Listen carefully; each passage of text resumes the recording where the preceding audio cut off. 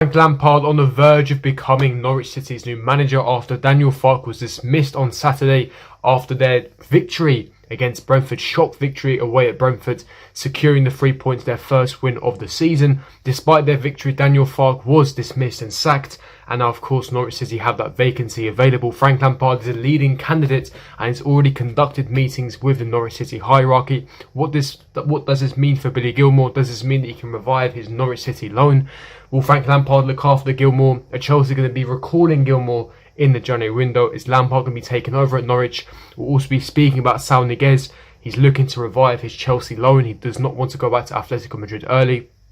He wants to see out the whole season, and of course he wants to see away and of course see if there's a possibility if Chelsea are going to purchase that buy option. Of course his performances have to drastically increase and he needs to get the game time. And of course we're speaking about Ross Barkley's recent performance against Burnley. What does this mean for him going forward? Is he going to be getting more first team game time? Let's wait and see. But before I do get to all of it, make sure you smash the like button, subscribe, hit the bell notification, and comment down below your thoughts and opinions in the comment section below. But without further ado, let's get straight into the biggest news story, Frank Lampard. Now, to be honest, this was a bit of a shock to me. Now, I did believe that Frank Lampard would be taking a Newcastle job. Eddie Howe has just been confirmed as Newcastle United's new manager. Understandable, they've got a quality backroom staff. Again, they're going to have some funds available for recruitment. Eddie Howe did a fantastic job with Bournemouth. He took them all the way from League 2 all the way to the Premier League. He kept them up for a numerous amount of years, and his main priority for Newcastle is going to be keeping them up. And I genuinely believe that Frank Lampard was going to become their manager. Of course, that didn't materialise in time, but he could become Norwich City's manager. Now, according to Fabrizio Romano, Frank Lampard had a conversation with Norwich City board today, but still no decision has been made. 3 names are on the list, on the short list. The meeting is planned to progress in internal talks and then to decide. Lampard's still thinking about his next step after the Chelsea chapter. So nothing's confirmed. He's not been confirmed to, become Norwich City's next manager, nor is it exactly first choice, but there is a good possibility, there is a good chance that Frank Lampard will become Norwich City's manager. Now, personally, if I was Frank Lampard, I wouldn't take this job. Their squad simply isn't good enough. It's an absolute miracle if Norwich are going to survive this season. They haven't got the funds available. They haven't got the squad. They haven't got the correct investment. Their squad isn't Premier League quality. When you compare to likes of Newcastle United with the investment they're going to be piling in the upcoming winter window, when you're comparing to Watford or potentially Burnley or even Southampton and Brighton's squad and these mid-table teams, their squads are superior to Norwich's. Norwich are getting piped, pummeled left, right and centre.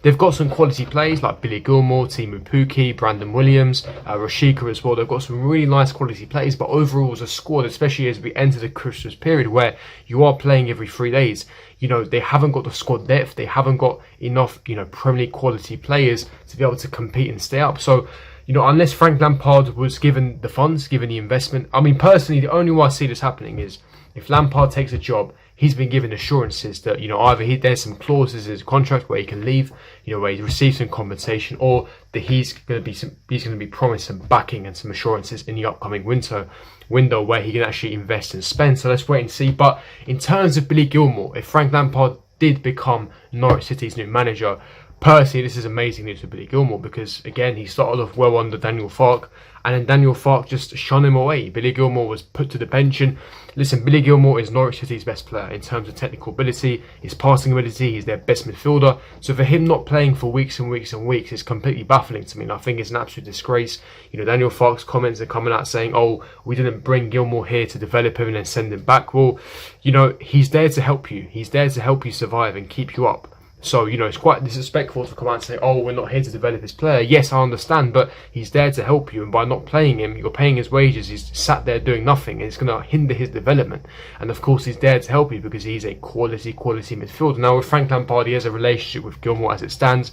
Back at Chelsea last season, of course, they've got a good relationship. So if Frank Lampard ever became Norwich City manager, you can be assured that Gilmour will be getting first team opportunities and he will be getting a consistent first team game time, going forward into the Premier League games, and hopefully he can shine. Because if things go south, if Lampard doesn't get this job and someone else comes in and Gilmour doesn't get their required game time, we're in November. In 2 months' time, it's January. It's time to recall him. It's time to recall him. If he doesn't get the sufficient game time, it's time to recall him because it's hindering his development. It's no good to Chelsea because when he comes back next season, there's already fierce competition in the midfield spots. If he doesn't play for Norwich, he's never going to get into our team despite his quality and talent. He's going to be shafted out on loan again. For me, if he's not going to play at Norwich, recall him in 2 months in January, send him elsewhere to a team like Brighton, to a team where they play attacking, expansive football in the Premier League established, where he's going to be guaranteed some first team minutes. Otherwise, there's no point. The whole idea of sending this guy to Norwich was that it's a Premier League team. He's going to be up against Premier League opposition. He's guaranteed first team minutes. Norwich play attacking football under Daniel Farke. That was the whole ideology. That was the whole point of this. So, again, if Lampard does become manager, good news for Gilmour. If he doesn't, we need to be recalling Gilmour in January, in my personal opinion. But moving on to Saul Niguez, of course, it hasn't quite worked out for him thus far. Of course, we are still early into the season, so things can change. The complexion of the season, of course, can do a whole 180. But, it's been really unexpected for Saul Niguez. And I do feel sorry for him because, of course, he's coming from another league. He didn't have the best of seasons in La Liga last season for, issues off the pitch, etc. He's played out of position on a consistent basis. He's getting back to his best now. But he came in as depth, as fourth choice behind Jorginho, Kovacic and Kante. And, he was guaranteed some minutes. Now, this was to the fact that we weren't sure on Ruben Loftus-Cheek. We weren't sure on, Ross Barkley. We believe Ross Barkley was supposed to be going out on loan. We also believe that Ruben Loftus-Cheek wouldn't be as good as Saul Niguez. And what's happened here is we're in a situation where Saul Niguez has now become sixth choice midfielder. He never expected that, and us fans certainly didn't expect that either. Ross Barkley stepped up. We'll be speaking about him towards the end of this video. And Ruben Loftus-Cheek has certainly stepped up ever since his return. So he's ahead of Saul Niguez in the pecking order. Now, again, a source close to Saul Niguez has confirmed that this is not quite what Saul Niguez was expecting. He is not stupid and he doesn't think he should be playing every game. He knows it might take time to get used to English football. Saul is not angry. He's happy in London, as is his girlfriend. They are determined to see out the move, but he would like the chance to play a bit more. Being on the bench so much has come as quite a surprise for him. Saul Niguez will use the international break to try to revive his Chelsea loan and has no plans to return to Atletico Madrid in January. Now, for me, this is the perfect sort of mentality I want. If you're someone like Saul Niguez and you're sixth choice in the pecking order, instead of sitting there feeling sorry for yourself, sulking and saying, it's not working out for me, I'm never going to get game time, and sulking and wasting a loan move, he has the right attitude, he has the right mindset. He believes, okay, that's fine. I'm sixth choice midfielder in the pecking order. However, we can change that. We've got the upcoming January transfer window. We've got an international break. I'm going to train hard. I'm going to work hard. I'm going to make sure that I force my way back into that team with good performances. And it's inevitable. If the guy puts in a shift, if he works hard, if he's technical on the ball, if he provides us with creativity, if he forces his way into the team, he will stay in the team. It's like what Ross Barkley did. He's forcing himself into the first team. And Saul Niguez can do the same. I'm seeing so many people all over social media say, Saul's definitely going back to Atletico. It's not working out for him. He's rubbish. And it's very reactionary. These takes are very reactionary. We're still early into the season. We're only 11 games into the season. For me, this is absolutely ridiculous. Give the guy time. Give the guy time. For me, listen, remember Mateo Kovacic. He didn't have the best of starts either, but he turned it around. We ended up buying him. Of course, circumstance and context is different, but I still have a gut feeling we're going to end up purchasing Saul Niguez on the permanent deal. I think that he is going to seriously turn it around in the second half of the season, but he needs time and patience. He's adapting to English football. He's dealing with off-field issues on top of that as well. He's got a newborn baby. He's already sixth choice midfielder. He's trying to force his way into the team. He will get games. Don't forget, we're playing in 5 competitions. We've got the Club World Cup coming up.